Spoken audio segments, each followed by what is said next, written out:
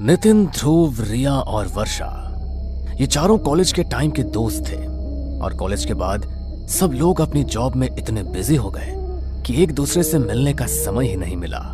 New year आ रहा था तो सबने मिलने का प्लान बनाया और डिसाइड किया कि नया साल कश्मीर की वादियों में ही मनाएंगे। नितिन के पास अपनी गाड़ी थी तो रात को उन्होंने कश्मीर का सफर तय करना शुरू किया और अगली सुबह तक कश्मीर पहुंच गए। 31 दिसंबर का दिन था। वो बस रात को होने वाली न्यू ईयर पार्टी का इंतजार कर रहे थे। यार, कश्मीर तो सचमुच स्वर्ग है। यहाँ की सुंदरता देखकर तो मैं मंत्रमुग्ध हो गया हूँ। यार, पहाड़ी इलाके जितने सुंदर होते हैं वहाँ पर भूतों की घटनाएं भी उतनी ज्यादा होती है। मैंने सुना है कि कश्मीर में बहुत सी ऐसी जगह है जहाँ पर हमेशा लोगों को छलावा होता है और उस छलावे में फंसकर लोग मारे जाते हैं। अरे यार, तो क्यों हमें डराने की कोशिश कर रहा है? हम यहाँ पर न्यू ईयर सेलिब्रेट करने आए हैं, ना कि तेरी भूतिया कहानियाँ सुनने। अरे मैं तो बस सच बता रहा हूँ, तुम्हें नहीं मानना तो मत मानो। वो सभी न्यू ईयर की पार्टी के लिए कश्मीर में एक कैंपिंग साइट गए। वहां पर पहुंचकर उन्होंने अपने टेंट लगाए और बॉनफायर जलाने की तैयारी की। वो सभी बॉनफायर जलाकर उसके पास बैठ गए। तभी नितिन ने कहा, यार, मैंने सुना है कि कश्मीर की लड़कियां बहुत सुंदर होती है। पहाड़ी लड़कियों की खूबसूरती कुछ अलग ही होती है। काश अभी मेरे पास कोई पहाड़ी लड़की आए और बोले कि तुम कितने अच्छे हो, मुझे तुमसे शादी करनी है। भाई, रात के 12 बजे किसी लड़की का तो पता नहीं, लेकिन कोई भूतनी जरूर तेरे पास आ सकती है। जब देखो तब फालतू की बातें करता रहता है। अच्छा बेटा, मैं फालतू की बातें कर रहा हूँ, तू तो जैसे बहुत समझदारी वाली बातें करता है ना। अरे यार, वर्षा के सामने ज्यादा सीधा बन रहा है। अच्छा तुम लोग बैठो, मैं अभी आता हूँ, बहुत जोर की लगी है। अरे रुक, अपने साथ माचिस लेकर जा, कोई छलावा मिल गया तो अपने साथ ही ले जाएगा। अरे तू बंद करना अपनी बकवास यार, अभी आ रहा हूँ बस मैं। ध्रुव ने कश्मीर में होने वाली कई भूतिया हादसों के बारे में सुना था, इसलिए वो बार बार सबको सावधान कर रहा था। लेकिन नितिन ने उसकी बात नहीं सुनी और बिना माचिस को अपने पास रखे झाड़ियों के बीच चला गया। वो जैसे ही वहां से वापस आने लगा तभी उसे वहां पर एक लड़की के रोने की आवाज सुनाई दी।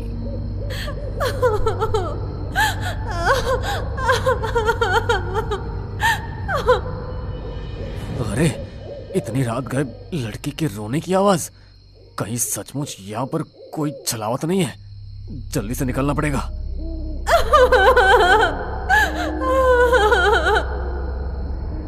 नितिन जैसे ही वहां से जाने लगा तो उसे फिर से लड़की की रोने की आवाज सुनाई दी तो वो वहीं पर रुक गया। अरे अरे, फिर से वही आवाज। लगता है सच में कोई मुसीबत में है।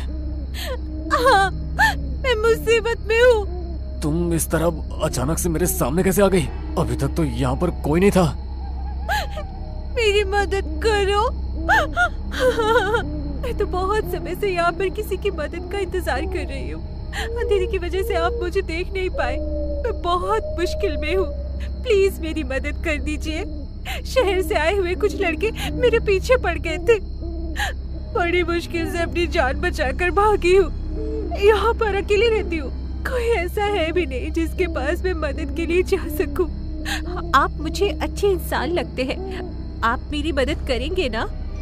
हाँ, तुम चिंता मत करो, तुम मेरे साथ चलो, तुम्हें कोई खतरा नहीं है। नितिन रास्ते भर उससे बातें करते हुए अपने दोस्तों के पास वापस आ गया। उसके दोस्तों ने उसे देखा तो हैरान रह गया। ये तुम क्या कर रहे हो नितिन? हाँ, मैं तो तुमसे इसे मिलवाना ही भूल गया, ये मुझे रास्ते में मिली। अरे कौन मिली? कोई भी तो नहीं है यहाँ पर। क्या? नितिन ने मुड़कर दूसरी तरफ देखा तो वहां पर कोई भी नहीं था। उसके पैरों तले से जमीन खिसक गई कि अभी तक जिस लड़की से वो बातें कर रहा था अचानक उसकी आंखों के सामने से वो कहाँ गायब हो गई। अरे इस तरह भूत बनकर क्यों खड़ा हो गया? बताना क्या हुआ? कहीं सच में तो तुझे किसी छलावे ने नहीं पकड़ लिया था ना? इस बार ध्रुव की बात सुनकर नितिन सच में डर गया और उसके कानों में दबी हुई आवाज पड़ी जो उसी लड़के की थी। अब तो तुम समझ ही गए होगे कि मैं कौन हूँ। चलोगे ना मेरे साथ? ये आवाज जैसे ही नितिन के कानों में पड़ी तो वो अचानक बौखला गया और वही लड़की अचानक से उसे खींचने लगी। जैसे ही सबने देखा तो वो बहुत ही भयानक थी। वो नितिन को खींचते हुए झाड़ियों की तरफ लेकर जा रही थी। तभी रिया ने अपना दिमाग लगाया और बॉनफायर में जल रही एक लकड़ी को उठाकर उसके ऊपर फेंक दिया। तो उसकी देखा देखी सभी ऐसा करने लगे। ऐसी बुरी चीजें आग से डरती है, इसलिए आग को देखकर वो वहां से गायब हो गए। तभी उन लोगों ने देर ना करते हुए नितिन को उठाया और जल्दी से सब गाड़ी में बैठ गए। नितिन बुरी तरह सहम चुका था, इसलिए ध्रुव ने गाड़ी स्टार्ट की और वो वहां से निकल गए। जल्दी गाड़ी भगाओ ध्रुव, हमें जल्द से जल्द इस पहाड़ी इलाके से निकलना होगा। अगर रास्ते में हमें कोई और छलावा मिल गया तो आज तो हम सब मारे जाएंगे। अरे भगवान के लिए इनका नाम मत लो, मुझे पहले बहुत डर लग रहा है वर्षा। बस भगवान का नाम लेते रहो और दुआ करो कि हम यहाँ से सही सलामत अपने घर पहुंच जाए। गाड़ी में सब बेहद डरे हुए थे। ध्रुव फुल स्पीड में गाड़ी भगा रहा था। तभी अचानक उसकी गाड़ी के सामने वही लड़की आकर खड़ी हो गई और उसका चेहरा देखते ही देखते बहुत भयानक हो गया। उसे गाड़ी के सामने देखकर ध्रुव अचानक बौखला गया और गाड़ी का बैलेंस बिगड़ गया। गाड़ी जाकर सामने के पेड़ में टकराने ही वाली थी, लेकिन ध्रुव ने थोड़ी हिम्मत की और अचानक गाड़ी को ब्रेक लगा दिया। ये क्या कर रहे हो तुम? सबको मार डालने का इरादा है क्या तुम्हारा? अरे वो लड़की अभी फिर से मेरी गाड़ी के सामने आई थी, उसे देखकर मैं हड़बड़ा गया। क्या? ये क्या बोल रहे हो तुम? वो लड़की अभी भी हमारे पीछे है? तब तो इसका मतलब यही है कि हम लोग अभी भी उसके छलावे में फंसे हुए और वो लड़की हमें जैसे चाहे वैसे घुमा रही है। वो कोई लड़की नहीं है वर्षा, ये छलावा है। वो जो चाहे वैसा रूप ले सकती है, इसलिए हमें बहुत सावधान रहना होगा। ध्रुव, तुम जल्दी से गाड़ी स्टार्ट करो और अगर इस बार कोई भी गाड़ी के सामने आए तो गाड़ी ना तो रोकना और ना ही हड़बड़ाना, बस गाड़ी आगे बढ़ा देना। ध्रुव ने अपने आप को थोड़ा समझाया और फिर से गाड़ी स्टार्ट की। इस बार उसने पहले से भी ज्यादा स्पीड से गाड़ी को भगाना शुरू किया। तभी अचानक से रिया की नजर गाड़ी के रियर मिरर पर पड़ी तो उसके होश उड़ गए, क्योंकि नितिन की आंखें पूरी तरह लाल हो चुकी थी और वो बड़े भयानक तरीके से हंसता हुआ रियर मिरर से उसी की तरफ देख रहा था। उसे देखकर रिया अचानक से चिल्लाई और उसके चिल्लाते ही नितिन उस पर झपट पड़ा। बचाओ, कोई बचाओ मुझे। वर्षा ने जल्दी से अपना हाथ में पहना हुआ रुद्राक्ष का ब्रेसलेट नितिन के माथे पर लगा दिया। तभी नितिन बुरी तरह तड़पता हुआ रिया से दूर हो गया और वो तीनों देर ना करते हुए गाड़ी से निकलकर वहां से भाग गए। हमें कुछ भी करके जल्दी से जल्दी यहाँ से निकलना होगा।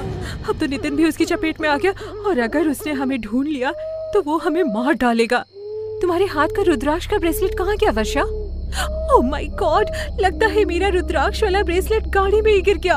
Oh no. वर्षा ने जैसे ही ऐसा बोला वैसे ही पीछे के एक पेड़ पर बैठे नितिन ने पीछे से उस पर हमला कर दिया और उसे घसीटता हुआ जंगल के अंदर ले जाने लगा।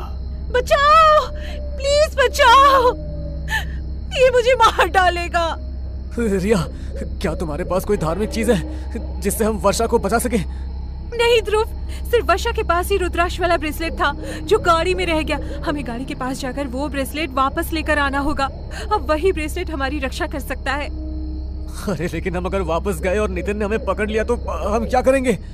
कुछ ना कुछ तो करना ही पड़ेगा न ध्रुव, वरना वैसे भी हमारे पास बचने के लिए कुछ नहीं है। अगर हमें वो ब्रेसलेट मिल गया तो कम से कम हम अपनी जान तो बचा सकेंगे।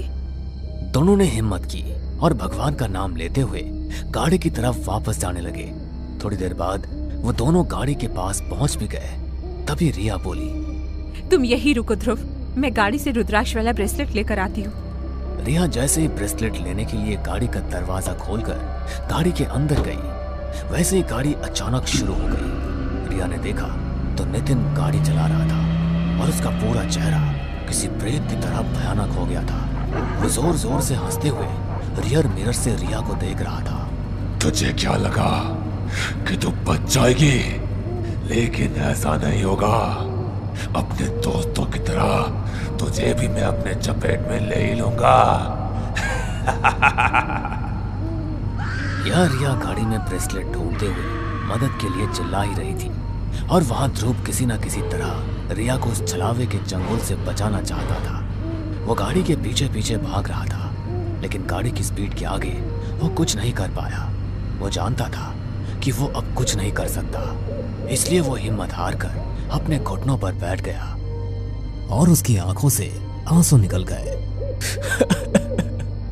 हमारी मदद करो ऊपर वाले, इस छलावे ने हमें बुरी तरह अपने चंगुल में ले लिया है। हमें इसके चंगुल से निकाल और हमारी रक्षा कर। ध्रुव ने जैसे ही भगवान से यह प्रार्थना की, वैसे ही उसे अपने पीछे से कुछ आवाज सुनाई थी। उसने पीछे मुड़कर देखा तो नागा साधुओं की एक टोली वहां से गुजर रही थी। वो जल्दी से उनके पैरों में जाकर गिर गया। मेरी मदद कीजिए बाबा, छलावे ने मेरे 3 दोस्तों को अपने कब्जे में ले लिया है। मुझे उनकी जान बचानी है, मेरी मदद कीजिए। तुम चिंता मत करो बेटा, हमसे जितना बन पाएगा हम करेंगे। नागा साधुओं की टोली ने अपने हाथ में भभूति ली और कुछ मंत्र पढ़ते हुए रास्ते पर भभूति को दे मारा। तभी एक सीधी लकीर खींचती हुई बहुत आगे तक गई। हमें इस रास्ते पर आगे बढ़ना होगा। ध्रुव जल्दी जल्दी नागा साधुओं के साथ उस रास्ते पर बढ़ने लगा तो देखा उसकी गाड़ी एक जगह पर आकर रुक गई है। नागा साधु ने फिर से भभूति को अभिमंत्रित करके गाड़ी पर छिड़क दिया तो एक काला धुआं गाड़ी से निकलकर जंगल के अंदर जाकर समा गया। उन्होंने गाड़ी का गेट खोला और नितिन और रिया पर भी भभूति छिड़की और उन तीनों को अपने साथ अपने आश्रम ले गए। आपका बहुत बहुत धन्यवाद बाबा, आपकी वजह से आज हम तीनों सुरक्षित हैं। लेकिन हमारी एक दोस्त वर्षा अभी भी लापता है, हमें उसे ढूंढना होगा।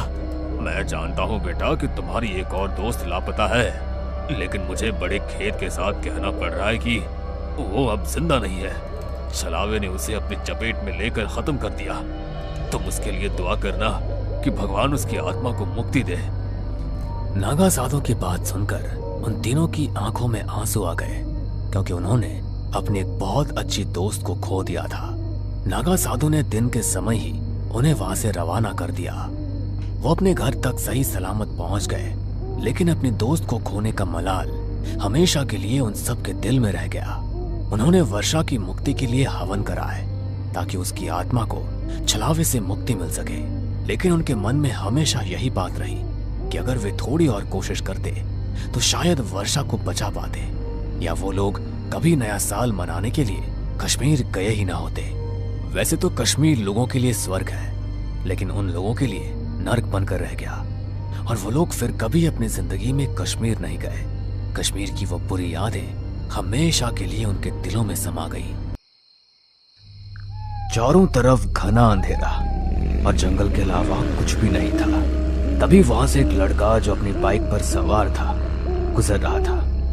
अचानक ही उस जंगल के बीचों बीच उसकी बाइक खराब हो जाती है। शिट यार, इस बाइक को भी अभी खराब होना था। इतनी रात हो रही है और तो और यहाँ दूर दूर तक मुझे कुछ दिखाई भी नहीं दे रहा। मैं यहाँ मदद मांगू तो मांगू किससे? वो लड़का ये बात बोल ही रहा था कि तभी उसे किसी की पायल की आवाज सुनाई देती है। वो आवाज उसके कानों में इस तरह गूंज रही थी जैसे मानो वो पायल सिर्फ और सिर्फ उसे ही बुला रही हो।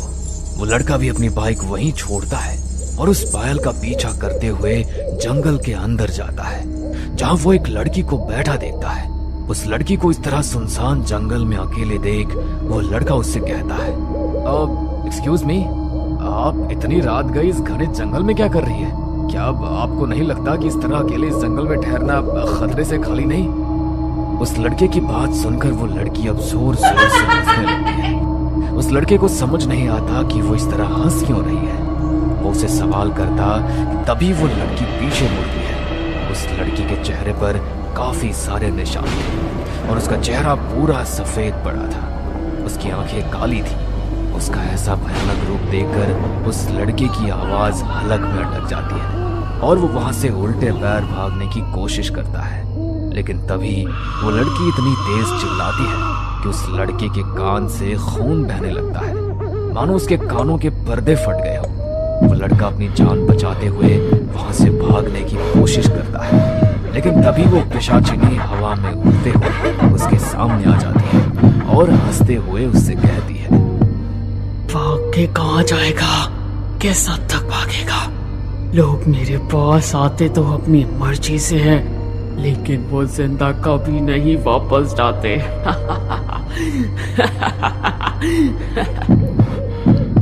वो लड़का कुछ बोल पाता उससे पहले ही पिशाचिनी उस लड़के के ऊपर चढ़ जाती है और अपने गहरे नुकीले दांतों को बाहर निकालकर उसके गर्दन पर चुभाकर उसका खून चूस लेती है। इस तरह वो लड़का अपनी जान से हाथ धो बैठता है। उसका पूरा शरीर पीला पड़ चुका था और वो वहीं ढेर हो जाता है। तभी वो पिशाचिनी उसका पैर पकड़कर खींचते हुए उसे हाईवे पर फेंक देती है। ये कहानी है सीलमपुर गांव की, जहां रात के समय कोई भी बाहर नहीं निकलता था, क्योंकि ऐसा माना जाता था कि रात के समय उनके गांव में एक ऐसी चीज भटकती है जिसकी कल्पना शायद किसी गांव वालों ने नहीं करी थी।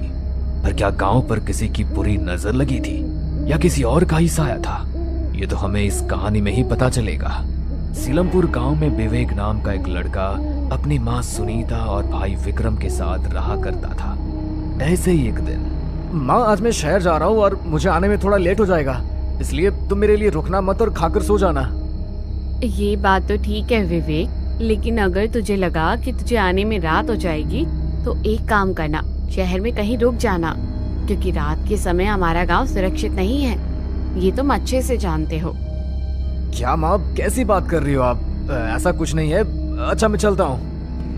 इतना बोलकर विवेक शहर के लिए रवाना हो जाता है और शहर में अपना काम खत्म कर घर आने लगता है। पर उसको घर आते आते शाम हो जाती है, लेकिन अब भी उसका गांव 10 किलोमीटर दूर था। विवेक जंगल के रास्ते को देख खुद से कहता है, अगर मैं हाईवे से जाऊंगा तो मुझे 3-4 घंटे लग जाएंगे, क्यों ना मैं ये शॉर्टकट अपना लूं। इस जंगल के रास्ते में अपने गांव भी जल्दी पहुंच जाऊंगा और माँ गुस्सा भी नहीं करेगी। जंगल के रास्ते वो घर जल्दी पहुंच जाएगा, ये सोचकर वो जंगल का रास्ता अपना लेता है। वो थोड़ी ही दूर चलता है कि तभी उसको किसी के रोने की आवाज आती है। इतने घने जंगल में कौन रो रहा है और आखिर वो यहाँ कर क्या रहा है? विवेक उस रोती हुई आवाज का पीछा करता है। थोड़ी दूर चलने पर उसे एक लड़की बैठी हुई नजर आती है, जो अपने घुटने पर अपने सर को टेक कर रो रही थी। उस लड़की को देख विवेक अपने बैग से पानी निकालता है और उसे देते हुए कहता है, सुनिए, आप इस तरह रो क्यों रही है? और तो और आप अकेले इस जंगल में क्या कर रही है?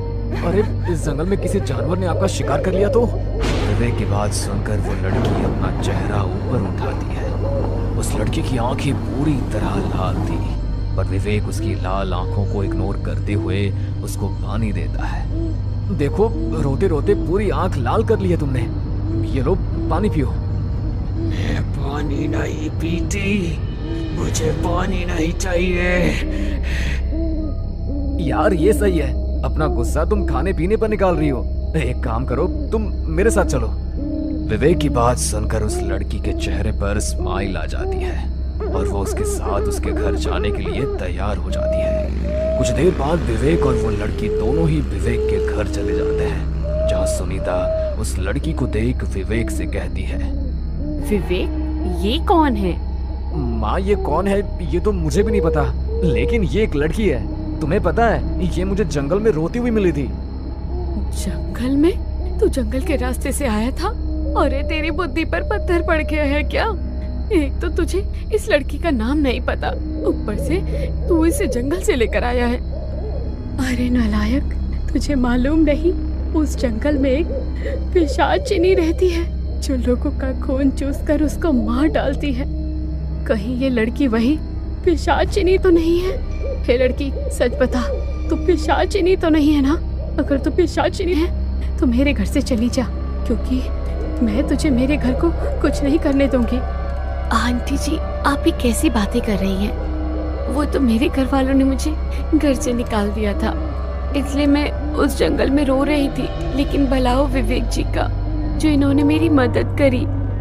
आंटी जी, अगर आपको ऐसा लग रहा है कि मैं कोई पिशाचिनी हूँ तो मैं यहाँ से चली जाती हूँ। इतना बोलकर पिशाचिनी पीछे मुड़ती है और अपनी आंखों को काली कर अपने दांत बाहर निकालने लगती है। पर तभी विवेक बीच में बोल पड़ता है, माँ ये आप कैसी बातें कर रही है? देखो रात ज्यादा हो रही है, अगर आपको इसे घर से बाहर ही करना है तो सुबह कर देना। एक जवान लड़की को इस तरह घर से बाहर निकालना सही नहीं है। पिशाचिनी अपने रूप को नॉर्मल करते हुए दोबारा सुनीता की तरफ मुड़ जाती है। उसकी आंखों में मासूमियत देखकर अब सुनीता को भी लगने लगता है कि वो कोई पिशाचिनी नहीं बल्कि एक आम इंसान है, और वो उसे अपने घर में पनाह देने के लिए तैयार हो जाती है। सभी लोग खाना खाकर सोने के लिए जाते हैं, लेकिन इस दौरान वो पिशाचिनी खाना नहीं खाती।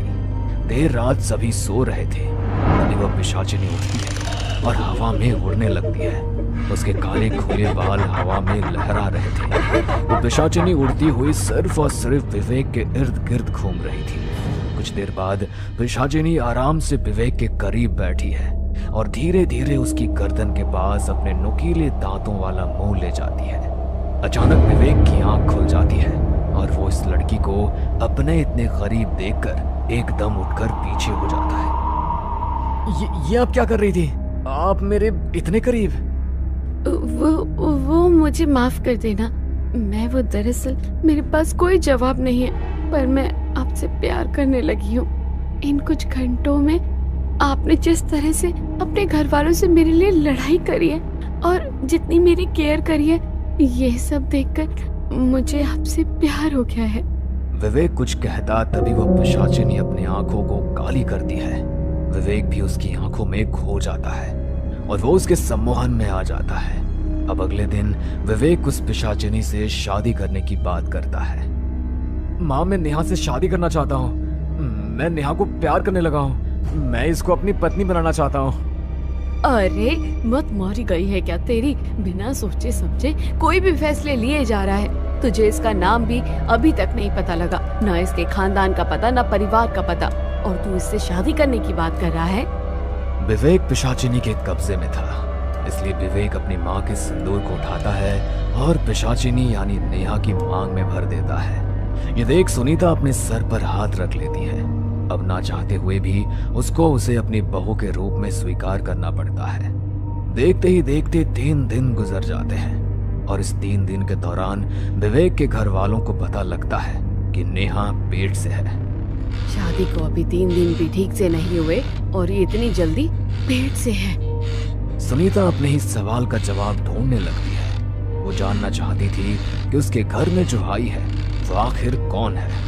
बस यही जानने के लिए वो देर रात उठकर अपने कमरे में बैठी होती है कि तभी उसके कानों में किसी की बुदबुदाहट की आवाज सुनाई देती है। वो इस आवाज को गौर से सुन रही थी और वो आवाज कहीं और से नहीं बल्कि बाहर गांव से आ रही थी। सुनीता अपने कमरे में खिड़की खोलकर बाहर देखती है, जहां उसकी बहू अपने बालों को खोलकर आसमान में उड़ रही थी और अचानक ही वो खिड़की के पास आ जाती है। सासू माँ, आखिरकार तुमने मेरी सच्चाई देख ली, लेकिन कोई बात नहीं, मैं हर उस इंसान को मौत के घाट उतार दूंगी जिसको मेरे सच के बारे में पता चलेगा।